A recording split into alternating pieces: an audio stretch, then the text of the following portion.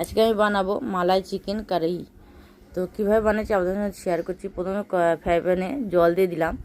তো জল দিয়ে এবার পেঁয়াজ কুচি দিয়ে দিলাম। আমি এখানে দুটো পেঁয়াজ ভালো করে কুচিয়ে নিয়েছি।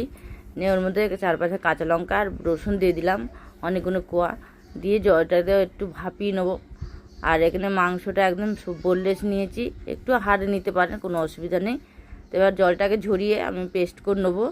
আর মাংসটা ম্যারিনেট করছি, তার জন্য নুন দিয়ে দিলাম, আদা রসুন কাঁচা লঙ্কা পেস্ট দিয়ে দিলাম, আর এখানে একটা লেবুর রস পুরো দিয়ে দিলাম। দিয়ে রসটা দিয়ে এবার ভালো করে এগুলোকে মাখিয়ে নেবো। নিয়ে 10 মিনিটের জন্য এটাকে রেস্টে রেখে দেবো। এটা খেতে এত দারুণ হয়েছে, দুর্দান্ত হয়েছিল। আপনারা অবশ্যই টেস্ট করবেন বাড়িতে।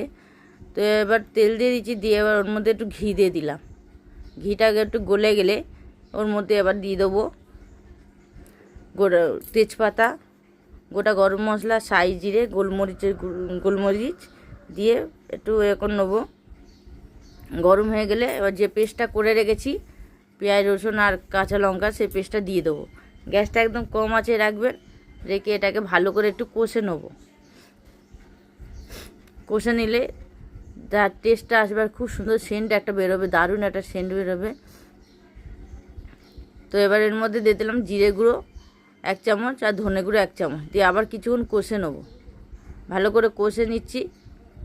ভালো লাগলে বন্ধুরা লাইক কমেন্ট সাবস্ক্রাইব করে পাশে থাকবেন, আর পুরো ভিডিওটা দেখার জন্য চেষ্টা করুন বন্ধুরা। তো ভালো করে কষে নিয়েছি। যে পেঁয়াজ রসুন আর কাঁচা লঙ্কার জলটা ছিল, সেই জলটা একটু সামান্য দিয়ে দিলাম, দিয়ে আবার কষে নিলাম। নিয়ে এবার চিকেনটা যেটা ম্যারিনেট করে রেখেছিলাম 10 মিনিট পর, সেটা আবার দিয়ে দিলাম। চিকেনটা দিয়ে আবার ভালো করে সব মশলার সঙ্গে ভালো করে মিশিয়ে নেবো এইভাবে। নিয়ে এবার এটাকে ঢাকা দিয়ে রান্না করে নেবো। একটু জল বেরিয়ে এসছে, তো জল বেরোবে, একটু আঁচটা জোরে রেখেই রান্না করতে হবে, যাতে জলটা তাড়াতাড়ি কমে যায় আর সিদ্ধ হয়ে যাবে, যেহেতু ম্যারিনেট করা আছে। এবার আমি এর মধ্যে দই দিয়ে দিলাম। আমি 4-5 চামচ দই আমি ফেটে রেখেছিলাম, তো সেটা দিয়ে দিলাম। গ্যাসটা একদম কম আছে, দইটা দেবেন, নাহলে দইটা ছানা কেটে যাবে। তো এবার এর মধ্যে কাসুরি মেথি দিয়ে দিলাম, আর গরম মশলার গুঁড়ো দিলাম, আর একটু চিনি দিলাম।